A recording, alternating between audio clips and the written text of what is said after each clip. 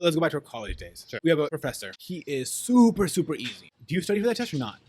Not at all. You make zero effort. Yeah, it makes you ever. Sheesh. But what motivates me to work hard is the fact that I don't want to stand in front of Allah on the day of judgment. Why are we not going to mosh pits anymore? You and I were the type of people who love concerts so much, would go to all this stuff, and now we don't even give a crap. I think it's like a two-pronged thing. One, we've kind of disconnected from the dunya, like in a sense. Okay. Like Consciously or accidentally? I think subconsciously. Like, this can't go on the podcast, so it sucks for you. But you're trying to cut off people from your life. Yeah, yeah. Like, we don't really with anybody anymore. Yeah, don't. So like that's one cut off. Two, like, do you really listen to music anymore? Not really. And I don't really enjoy most of these like artists anyway. Like I actually don't listen to most of these artists, actually. yeah. Yeah. So like, what are we gonna mosh to? I guess the idea behind that was like, I like to jump inside the crazy. I like to go crazy with it. Right, but it's hard to go crazy when you don't know the music. Like what you just like, then you're just like That's out true. there for violence, you know? Yeah. Like when you go try, you're like jamming and pushing, right? Yeah. And like it makes it that's what makes it fun. But if you're just out there just pushing, after a while that gets tiring and just like the fun goes away. Yeah. You know, fun fact, you're the pusher in the mosh pit. I am the one who likes to get pushed. Because I like to go inside there and just jump and just let myself go, and then naturally I just go randomly inside a mosh pit. I have no control. It's like really cool. Nice. The last few years have changed us a lot. The last few years? The last 2 years. Last 2 years? You mean 1 year? Bro. Wasn't that 1 year ago? Oh wait. Oh my COVID god. started in March of 2020, bro. We're in like November of 2021. Oh my god. So it's like 1.5 years. Yeah. Yeah, I'm a different man now. Alhamdulillah. Changed a lot, bro. It changed us without even us intending necessarily to change. SubhanAllah. So how do you feel about the people who aren't changed? I don't think we intended. I think we were forced to change, dude. That's what I'm saying. Without intention. We don't We didn't plan we on don't it. want this. Either we wanted, yeah. This was the last thing that I was expecting, bro. I thought you weren't expecting this. Probably, I was expecting maybe 30 something, where I would be like, I don't care about a concert. You know what we thought? Yeah. 1 year. Alhamdulillah. So I got a text the other day. Okay. It said, "We're never gonna tell you this, Okay.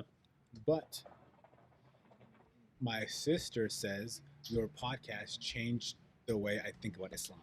Wait, say it again. I wasn't gonna tell you this, but my Okay. sister said that your podcast, FarTaha Theory. Your sister says to you? No, somebody texted me this. Okay. Saying that your sister was saying this. That her sister was saying this. Okay. Okay. This is quote. Somebody texted me saying, "My sister told me that your podcast changed how she thinks about Islam." Shut the heck up, dog. Why would you not tell me that? Astaghfirullah. Why would you not tell me that? MashaAllah. This was like yesterday. Wait, why would you still not tell me that? Huh? You said you weren't going to tell me it. No, she said that. She said she She wasn't. said she wasn't going to tell me this. Subhanallah. A lot of confusion, but now I finally understood. Alhamdulillah. How do you feel about that? How she thinks towards Islam. Yes, about Islam. Man, honestly, that's crazy. Alhamdulillah. That's crazy, bro. It's mashallah. Alhamdulillah. You know what? Alhamdulillah. Hey, here's the best part. You know what the best part is? Mhm. It's not even our perspective of Islam. This is just Islam. This is Islam. It's scary, my dude. SubhanAllah. Okay, hit me up. It's scary. Because I also know what you're about to say. I do agree that there's different Like- perspectives, but hit me up with it. Because the girl whose personality changed wasn't like a non-practicing Muslim. That's awesome. Okay. Wait, she wasn't a non-practice. Yeah, so she was a decently practicing Muslim. SubhanAllah. Okay. But like, are we changing them for the better or for the worse? Because like our content is more like, Dang, you should have asked her. Like, what way is she changing? She's like, dang, I was thinking Islam was too tough, but now I'm chilling. that's what our message is, right? Astaghfirullah. That's what our message is. So it's like, I know our message is geared more towards people who aren't practicing, right? You're right. You're right. So it is geared In the for people- past, at least, yeah. As of today, yes. Yes. It could change in the future. Yeah, so it's been people who aren't practicing just to kind of show the ease of Islam. But like, it's like a double-edged sword, kind of. Because we're showing people like Islam isn't too tough, but then we're showing other people like Mhm. that are super practicing. Oh, Islam isn't that. It ain't that serious. So like, Well, I don't think we're saying it's not that serious. It's definitely serious. we're talking about how like It's not as strict. as strict, Yeah, right? yeah. Now, how confident are we that Islam is not as strict? How confident are we that Islam is not that strict? Well, as of what we said thus far, so far we haven't had anyone who disagrees with us and our points, and we've shown our stuff to like some high level, like what sheikhs. So he's probably gonna watch this, inshallah. So, Mhm. we will never actually know how crazy it is, but this is just our perspective on it, 100%. I feel that. You know? And here's the thing, man. Even if a person is practicing already, and they say that we showed them a different light of Islam, if anything, I feel like if I were in that position, I feel like it would be more motivating for me to practice more of Islam then, knowing that it's not that strict. It almost puts like a wow, Allah, you're really that merciful, and it makes a person kind of like run towards Allah's mercy and generosity and kindness for making Islam easy, rather than running away. You know what I'm saying? So through hadith, right, we know that there's two types of people. Okay. One is the type of people who worship and practice Islam for the love of Allah. Mhm. Other who practice the fear of Allah. Yeah. I think you are one of the people who worships out of love, Inshallah, yeah. and I'm one of the ones who worship out of fear. I actually, there's a yeah. balance, right? Yeah, I think I don't. I wouldn't say I do it mostly out of love. Really? Yeah. That's news to me. Yeah. I mean, the more understanding that I'm becoming of Islam, the Mhm. more I am fearful of Allah subhanahu wa ta'ala, in fact, and loving. Both of it increases. But the fear is way higher than it was before, alhamdulillah. So I heard an analogy today. Okay. That I think is like perfect for Islam. Okay. Right. The analogy was about Umar Salman. Okay.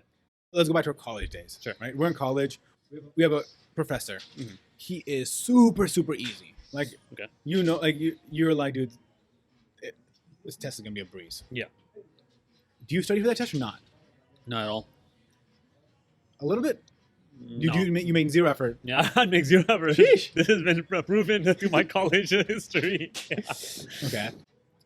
Yeah, I wouldn't care at all. Okay. So now you go to this test, right? Okay. And it's difficult today. This time it's like hard. What happens? You're like, I gotta start studying, bro. God. No. You're at the test. Oh, I'm at the final. You're like, exam. oh Okay. God. And it's not even super difficult. It's just a little bit more difficult than you thought. And you're like, Yeah, this has happened, by the way. it's like, dude, he gave me a study guide. Every answer from the study guide. I didn't even look at the study guide. Dang. Oh, you're right. Right? So it's like, I should at least look at the study guide. Yeah, Astaghfirullah. On the other hand, now you're some guy, you're some overachiever, just like some super easy professor, and you study a little, not as hard as the other exams. You Yeah. study harder than the average person. You get to the exam, you're like, oh man, this is easy. Tick, tick, Boom, tick, boom, tick, boom, tick. boom. I'm in Jannah. Inshallah. So, yes, Allah is this forgiving entity, and like easy. He's looking for ways to give you heaven, but like try and it'll be a breeze. Don't try, and on the day of judgment you'll be sweating bullets. Yeah, Astaghfirullah. Good point. And I'd really like to put this in a real life example of the Day of Judgment. So this is a real life example of the Day of Judgment. So let's say this, for example. What motivates me to work hard in Islam is the fact that I don't want to stand in front of Allah on the Day of Judgment to begin with, period. Mhm. With my sins. I don't want that, because there are going to be a group of people, a group of Muslims, and a large group of Muslims, mashallah, inshallah, that are going to not even have a hisab, not even going to have a judgment on the Day of Judgment. Come on, dude. That means they're not even have to stand in front of Allah. They're not going to be sweating bullets then, inshallah. They're not going to be worried like the other people will be. But then there's also going to be a lot of Muslims who will make it to Jannah, but first they have to go to the reckoning. Astaghfirullah. The one who stand in front of Allah subhanahu wa ta'ala with their sins, bro.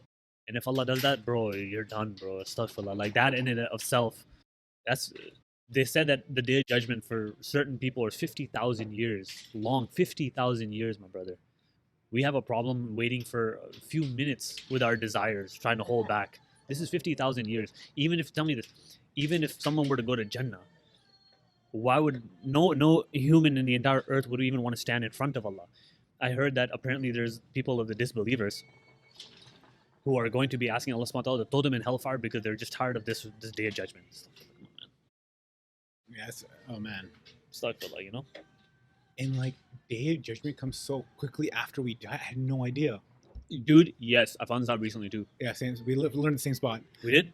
But the class, right? I think maybe. Oh my god, Yeah. dude, this freaked me out. Time between Yeah. Zohar and Asr. That's like 2 hours, man. 2-3 hours. I just had this envision like Yeah. you're gonna be in the graveyard and you're gonna be sitting there in the graveyard. Thousands of years, chilling, inshallah. Yeah, if you're a good Muslim, you'll be chilling there. If you're a slightly worse Muslim, you'll be Yeah. you can be worried, but you won't be in torture.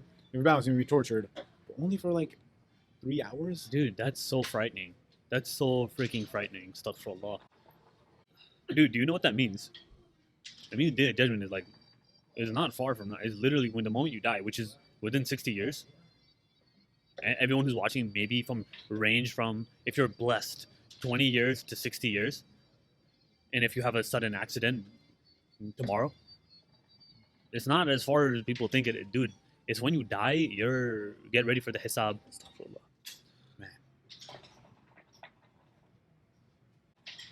But kind of what your point was about the girl who found Islam more easier when she's already practicing. Now, here's the thing. Right now, we're kind of showing the ease of Islam because we're trying to kind of let people know the mercy of Allah. You know what I'm saying? But with more understanding of Islam, the more people grow in the knowledge of Islam, they realize the more scared they should be too. Really scared they should be. Astaghfirullah. Really, really scared.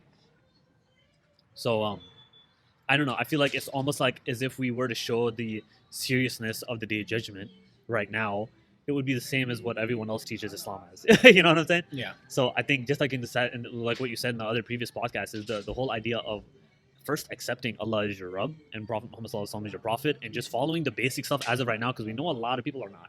Yeah. So please just start the beginning is what we're just saying. Yeah. I mean, we're not saying hey, if you're praying Tahajjud every night and fasting every Mondays and Thursdays, you don't need to. Yeah, exactly. We're just saying hey, if you're not fasting at all, you should start fasting. Like that's we understand how hard it is to practice Islam in today's age. It's not hard to practice, but it's hard to get started. There you go. Subhanallah. Like, MashaAllah. It was hard for us too. It was. Like, dude, like, It took us years, bro. praying was the hardest thing. So it's not a breeze still, but it's not.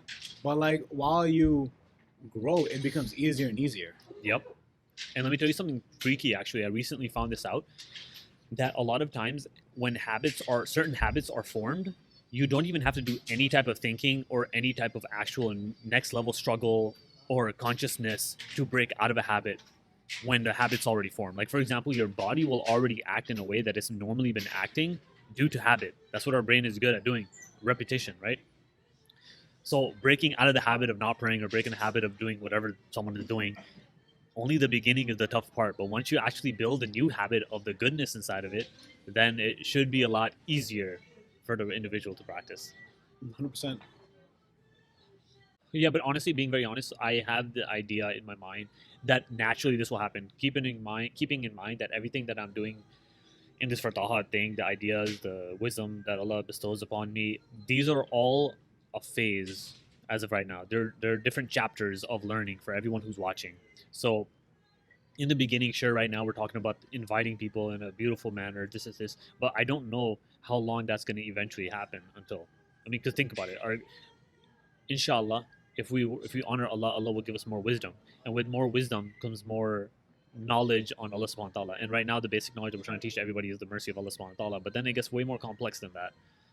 So I don't know, I think eventually at a certain point I'm gonna like the people who don't want to join Astaghfirullah, you know what I'm saying? Yeah, I mean, I don't know, it's just scary to think that like we could possibly turning people away from practicing because they think it's too easy based on our conversations. I don't know how we could do that though. I don't know what we're saying exactly that would do that, you know? But I guess I can kind of see what you're saying. If people start to take it too easily. Yeah. But where would they start taking it too easily? I mean, we didn't say it's okay to miss prayer, stuff like that, you know? Yeah. Well, basically our thing is, our focus was the people who aren't practicing. Like you said, our focus was that. So the people who are practicing, they should hold themselves to a higher accountability, you know what I'm saying? So now people feel like people who are practicing, they kind of, I don't know, man. It all comes down to knowing Allah subhanahu wa ta'ala. Yeah. But basically my point is, it's not always going to be like this in FarTaha theory. Pretty sure it's going to increase into something else, inshallah. Inshallah.